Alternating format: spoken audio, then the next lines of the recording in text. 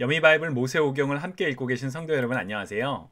어느새 9주간의 성경 통독의 마지막인 9주가 되었습니다. 지난주부터 읽고 계셨던 신명기 재밌게 잘 읽고 계셨나요? 사실 신명기를 읽으시면서 이 내용 아는 건데 이 내용 들어본 건데 그런 내용이 많으셨을 거라 생각합니다. 왜냐하면 신명기는 다시 주신 율법, 두 번째 율법 그런 의미가 있기 때문입니다. 신명기는 보통 크게 세 부분으로 나눌 수 있습니다. 하나는 이제 신명기 1장부터 4장까지 모세가 지난 약 40년 동안의 시간을 회고하고, 그리고 5장부터 28장 아마 대부분은 우리 지난주에 다 읽으셨을 거예요. 그리고 이번 주에 읽는 부분도 좀 남아있죠. 5장부터 28장은 우리가 보통 두 번째 율법이라고 부를 수 있는 다시 한번 율법에 대해서 이야기하는 장면이 나옵니다. 특히나 27장과 28장에는 율법의 저주와 축복과 관련해서 모세가 한 가지 중요한 명령을, 약속의 땅에 들어가면 이렇게 해야 한다, 그런 명령이 하나 있습니다. 바로 약속의 땅을 지나서 이 세겜이라는 지역에 이제 레위인들이 서고, 이쪽 그리심 산에는 시므온, 레위, 유다, 이사갈, 요셉, 베냐민 여섯 지파가 이 산 위에 올라가고요. 이쪽 에발산에는 루벤, 갓, 아셀, 스분론, 단, 납달리 이렇게 여섯 지파가 올라가서 모세가 축복을 이야기하면, 레위인들이 축복을 선포하면 그리심산에서 아멘 아멘, 그리고 율법을 지키지 못했을 때 저주를 받게 될 것이다, 그러면 이제 에발산에서 아멘 아멘 하면 그런 장면이 나옵니다. 계속 율법을 지키면 복을 받고 율법을 지키지 않는다면 벌을 받는다라는 그 내용을 이제 신명기를 통해서 다시 한번 강조하지만, 약속의 땅에 들어가서도 다시 한번 그 율법을 지키는 것이 중요하다라는 것을 강조하는 그런 내용이 나옵니다. 두 번째 율법이라고 할 수 있는 이 5장부터 28장의 가장 핵심은 무엇일까요? 율법의 가장 핵심은 무엇일까요? 사람마다 다르게 꼽을 수 있지만 저는 이 신명기 6장 4절에서 9절, 우리가 보통 쉐마 이스라엘이라고 부르는 바로 이 부분이 아닐까라는 생각이 듭니다. 이스라엘아 들으라, 우리 하나님 여호와는 오직 유일한 여호와시니 너는 마음을 다하고 뜻을 다하고 힘을 다하여 내 하나님 여호와를 사랑하라. 오늘 내가 내게 명하는 이 말씀을 너는 마음에 새기고 내 자녀에게 부지런히 가르치며 집에 앉았을 때에든지 길을 갈 때에든지 누워있을 때에든지 일어날 때에든지 이 말씀을 강론할 것이며, 너는 또 그것을 내 손목에 매어 기호를 삼으며 내 미간에 붙여 표로 삼고 또 내 집 문설주와 바깥문에 기록할지니라 라는 이 말씀이 두 번째 율법의 핵심이 아닐까라는 생각을 합니다. 왜 그러냐고요? 왜냐하면 여러분, 이번 주 신명기 읽는 부분에서도 율법을 지켜야지만 복을 받고 율법을 어기면 저주를 받는구나, 내가 율법대로 살아야 되겠구나, 이런 생각이 우리 마음에 들을 수 있습니다.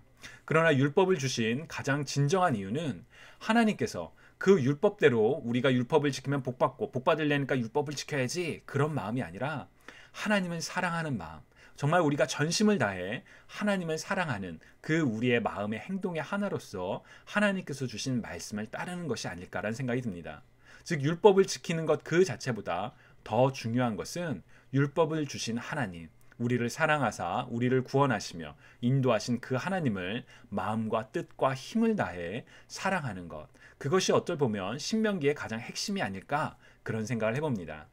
그리고 5장부터 28장이 끝나고 나면 이제 29장부터 34장에는 언약과 계승의 장면이 나옵니다. 마지막 신명기의 대단원이라고 할 수 있죠. 어쩌면 출애굽에 모세와 함께했던 그 대단원이라고도 말할 수 있습니다.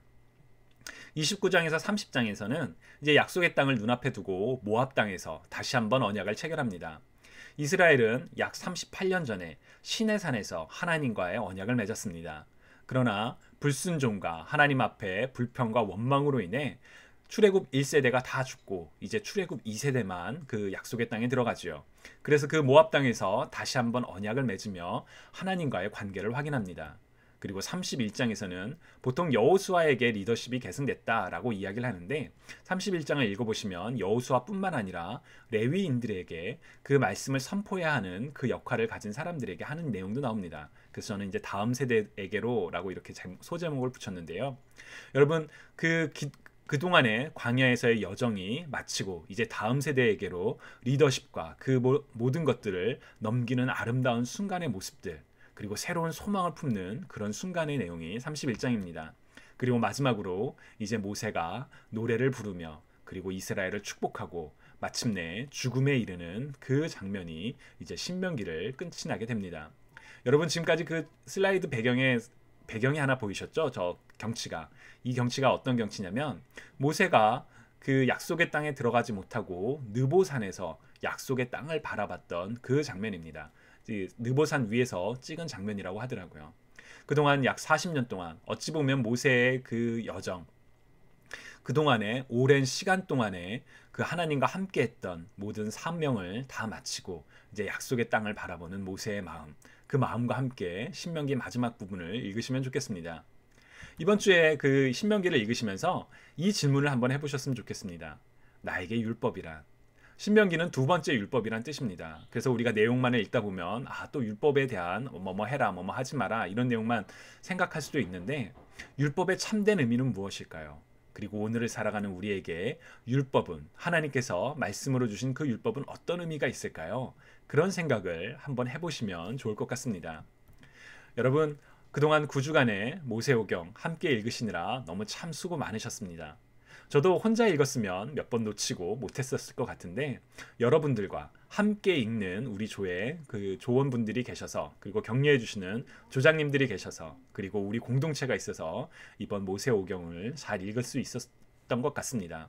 혹시나 아직 못 읽으신 분들이 계시다면 마지막까지 힘내서 같이 이번 모세오경을 마무리했으면 좋겠습니다.